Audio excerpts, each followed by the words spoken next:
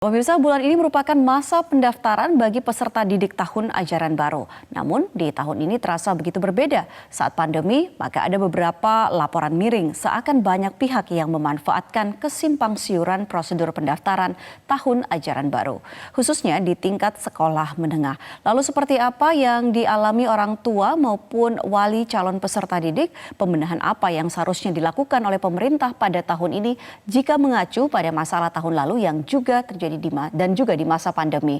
Kita akan membahasnya bersama dengan narasumber kami. Yang pertama ada Agus Pambagio, pengamat kebijakan publik. Saya sapa dulu. Selamat pagi Pak Agus. Pagi, apa kabar? Ya, kabar baik Pak Agus. Selanjutnya juga ada salah seorang orang tua murid atau wali calon peserta didik. Ini ada Pak Hansen Purba. Selamat pagi Pak Hansen. Selamat pagi Mbak. Ya, Pak Hansen bergabung bersama kami melalui telepon dan pemirsa sebelum kami mulai diskusi ini, sebelumnya kami juga sudah menghubungi pihak dari Kementerian Pendidikan dan juga Kebudayaan, namun hingga pagi ini belum ada respon dari mereka. Baik, saya langsung ke Pak Hansen terlebih dulu. Pak Hansen, bisa diceritakan Pak pengalamannya ketika mendaftarkan anaknya untuk masuk ke SMA? Bisa Mbak ya. Kebetulan anak saya baru lulus dari SMP Negeri 14 di Tangerang Selatan. Nah, ini tahun ini mau mendaftar di SMA Negeri Mbak ya. Pengennya sih Mbak memang kita di SMA Negeri yang dekat dari rumah kita. Kebetulan itu ada 2 SMA Negeri 7. Itu kurang lebih 2,9 km dari rumah saya. Nah, saya buka situs online pendaftaran PPDB, saya isi semua datanya. Memang pada saat pertama kali diumumkan akan dibuka pendaftaran PPDB secara online, itu bisa Mbak masuk langsung cepat. Oke. Nah, sudah saya isi, saya lengkapi semuanya. Kemudian anak saya terdaftar. Setelah itu ya saya menunggu informasi dari website apakah anak saya ini diterima apa enggak sampai hari ini. Beberapa hari kemudian itu ada pengumuman dari websitenya, bukan pengumuman sih Mbak, mereka kan ada istilahnya verifikasi ya. Okay. Nah ternyata anak saya ini invalid berdasarkan zonasi. Memang pada saat pengisian itu PPDB ini ada 4 pilihan Mbak. Yang pertama itu berdasarkan zonasi. Yang kedua berdasarkan afirmasi, baru yang ketiga berdasarkan zona prestasi, yang keempat berdasarkan perpindahan. Oke, perpindahan orang tua ya. Nah, kebetulan saya isi pada saat pendaftaran berdasarkan zonasi. Nah, soal zonasi itu kan juga ada ring 1, 2, 3. Kalau dari informasi yang Bapak dapatkan, apakah antara rumah dan juga sekolah ini Bapak berada di ring berapa, Pak? Saya nggak tahu ring berapa, Mbak. Cuman pada saat pengisian itu memang saya ada diisi koordinat rumah saya dari sekolah. Berapa jaraknya. Nah, di situ saya isi koordinat titik saya, rumah saya, alamat berdasarkan kakak saya. Jaraknya itu 2,9 km, Mbak. Oke. Baik. Nah, dan soal invalid itu juga tidak diinformasikan ketika pengisian ataupun melakukan proses input di awal. Invalidnya mereka kasih keterangan sih Mbak, itu berdasarkan mereka kasih keterangan itu tidak sesuai dengan zonasi. Oke. Tetapi apakah ditampilkan pilihan sekolah untuk zona yang sesuai dengan tempat tinggal Bapak? Dan apakah Bapak juga melakukan pendaftaran di sekolah yang sesuai dengan zona? Di websitenya nggak ada sih Mbak. Memang kita dari sekolah dibagi, sudah tahu ya Mbak ya, di mana zonasinya ini. Misalnya saya zonasi masuk SMA Negeri 5, SMA Negeri 3, atau SMA 1 itu Pak ya. Cuman karena saya lihat dari ketiga sekolah yang masuk dalam zonasi ini, jaraknya cukup jauh, saya pilih SMA yang dekat wilayah tempat saya tinggal Mbak. Oke. Jadi memang kita udah diinformasi mana yang zonasi berdasarkan kalau kakak saya ini gitu loh Mbak, dari pihak sekolah. Oke, karena setahu saya juga tidak hanya soal berapa dekatnya jarak, tetapi juga ketika seringkali kelurahan ketika kelurahannya juga berbeda itu juga ikut berpengaruh seperti itu. Apakah Benar itu juga sekali Mbak, memang pada nggak ada Mbak, cuman pada saat pengisian kita memang lengkap sekali Pak, ditanya sama pendaftaran online ini, kita isi alamat kita sampai titik koordinat rumah kita itu diisi Mbak. Jadi nggak diinformasikan kalau kecamatan ini, mereka kan berdasarkan kecamatan Mbak ya, kecamatan ini masuknya sekolahnya di SMA ini, itu kita nggak diinformasikan Mbak. Oke, selain persoalan zonasi itu, apakah ada kendala lain yang dirasakan oleh Pak Hansen ataupun juga mungkin berdasarkan pengalaman dari orang tua lain yang Pak Hansen kenal? Kendalanya banyak sih Mbak. Mereka kan kadang-kadang ada yang nggak ada internet, nggak tersedia laptop, ya kan. Baru nggak semuanya juga sekarang pada saat ini kan melek teknologi Mbak ya. Ya. Jadi masih banyak yang daftar secara offline, nanyakan ke sekolah. Baik, saya Dan langsung pada ke... saat memang Silakan Pak Hansen. pada saat pendaftaran juga Mbak, kadang-kadang memang websitenya itu susah dibuka Mbak, nggak kebuka gitu. Kadang-kadang lama, hanya ada jam-jam tertentu aja.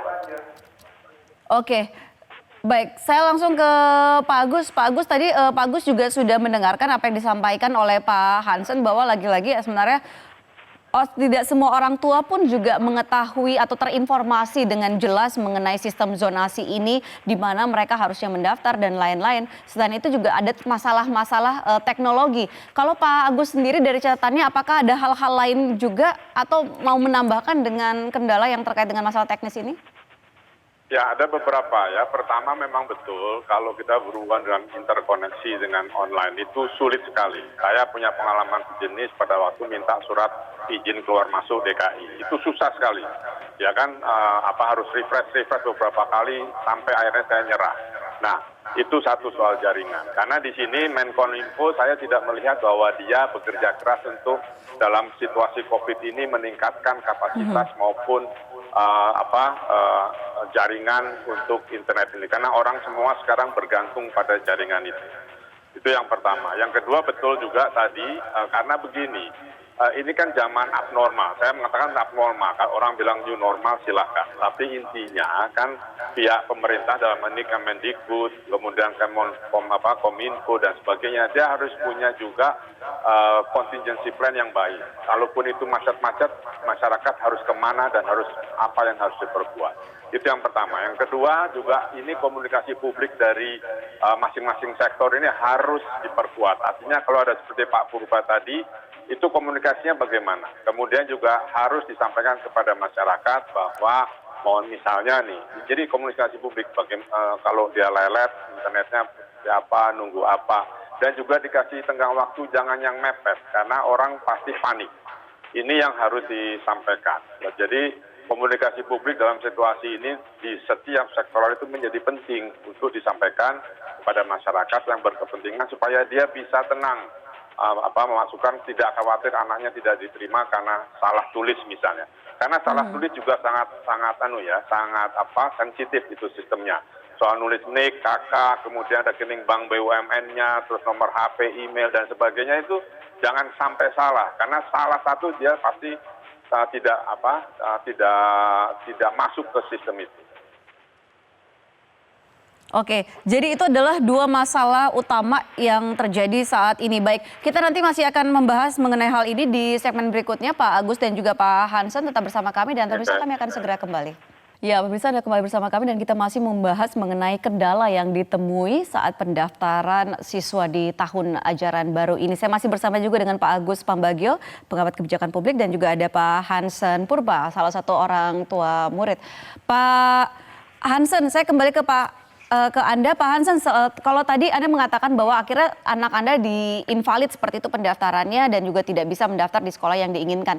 Lantas apa yang menjadi solusi atau apakah Pak Hansen kemudian memilih sekolah lain untuk mendaftar dan itu dimungkinkan, atau apakah ada pihak-pihak lain yang berusaha untuk menawarkan solusi atau menawarkan jasa lah seperti itu untuk mendapatkan kursi di sekolah yang Pak Hansen inginkan?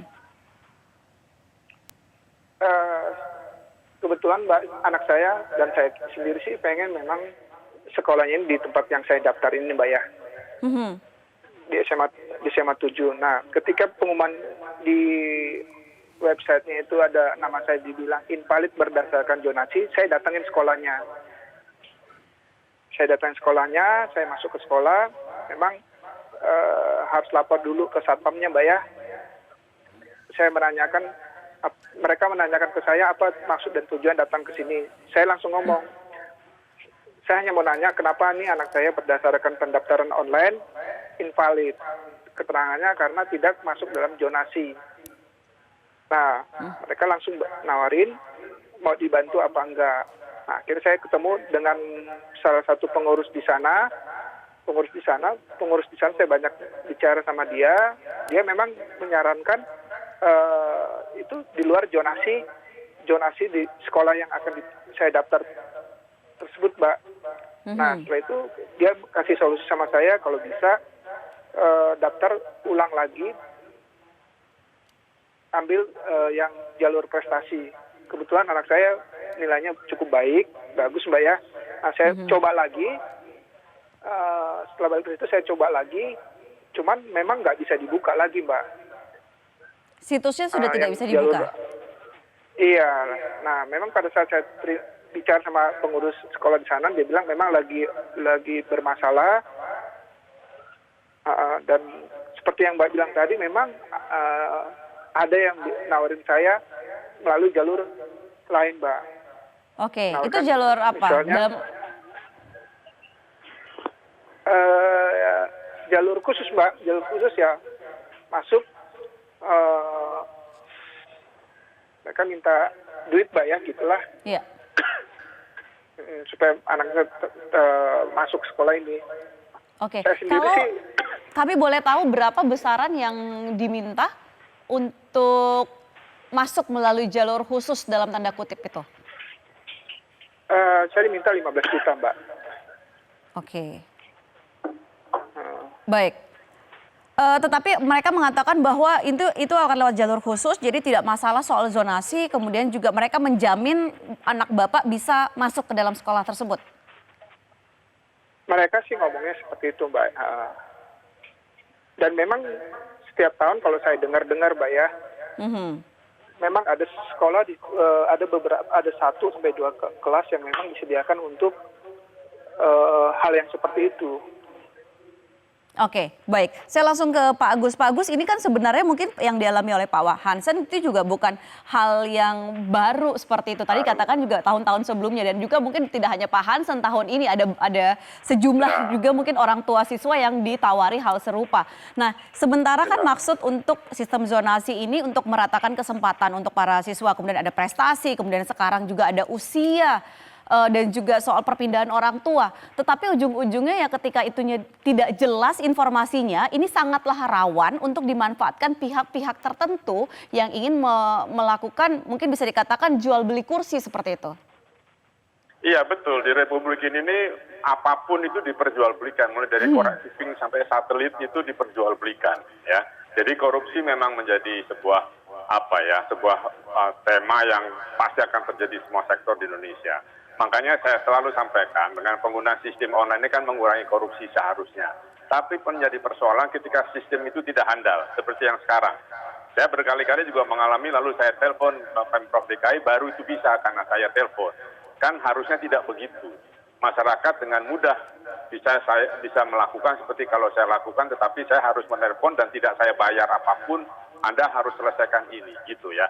Nah, ini memang tugas dari Mas Menteri untuk segera melakukan rapat pagi ini, karena ini ada kasus yang seperti ini, artinya korupsi berulang di sistem pendaftaran online, dan itu harus dicegah dari sekarang. Tugas Mas Menteri sebagai generasi muda yang duduk di kabinet untuk segera melakukan membersihkan hal ini. Saya akan coba juga nanti menghubungi ini seperti apa ini, karena ini berlaku tidak saja di pendaftaran di pendaftaran anak didik di semua sektor. Yang online itu dibuat main menjadi susah, makanya saya katakan di awal Menkominfo harus segera turun. Kenapa sistem itu menjadi tidak handal?